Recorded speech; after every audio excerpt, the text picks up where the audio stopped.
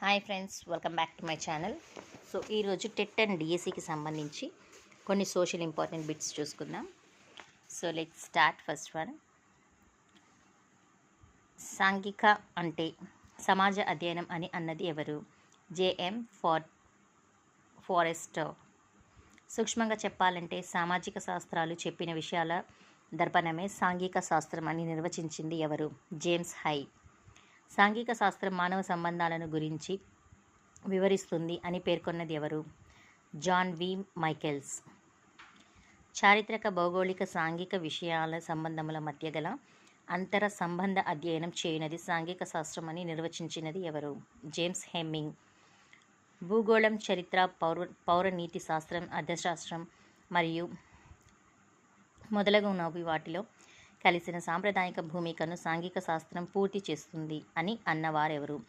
పైవన్నీ అంటే ఆన్సర్ అంటే ఎస్ఈసి, సెక్, మాధ్యమిక కమిటీ, డాక్టర్ లక్ష్మణస్వామి మొదలయార్. కొఠారి కమిషన్కు ఏమని పేరు? భారతీయ విద్యా కమిషన్. కొఠారి కమిషన్ పనిచేసిన కాలం ఏది? 1964 నుంచి 1966. భారతీయ విద్యా విధానంలో సాంఘిక శాస్త్రం అనే పదం నూతనమైనది అని పేర్కొన్నది ఎవరు? సెకండరీ విద్యా కమిషన్. కీలక అంశాల పట్ల విద్యార్థులలో చైతన్యంను తీసుకొని రావడమే సాంఘిక అధ్యయనం అని పేర్కొన్నది ఎవరు? 1986 జాతీయ విద్యా విధానం.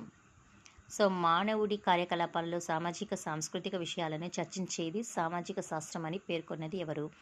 New encyclopedia of Britannica. ఇది మెథడాలజీ అండి, సోషల్. సో వ్యక్తికి గల పరస్పర సంబంధాన్ని ప్రత్యేకంగా తెలుపుతూ మానవ సమాజ ఆవిర్భావం, వ్యవస్థీకరణం, వికాసానికి సంబంధించిన విషయాంశాలను కలిగిన శాస్త్రాన్ని సామాజిక శాస్త్రాలుగా నిర్వచించింది ఎవరు? బైనింగ్, రిబైనింగ్. గతానికి చెందిన విషయాలను శాస్త్రీయంగా వివరించి నేటి సమస్యలకు గల కారణాలను, పరిష్కారాలను సూచించే పాఠ్య విషయం ఏది? చరిత్ర. సో ఈ క్రింది వాక్యములలో సాంఘిక శాస్త్ర పరిధికి సంబంధించి వాస్తవం ఏది? ప్రపంచమంతా విశాలమైంది, చరిత్ర అంతటి సుదీర్ఘం.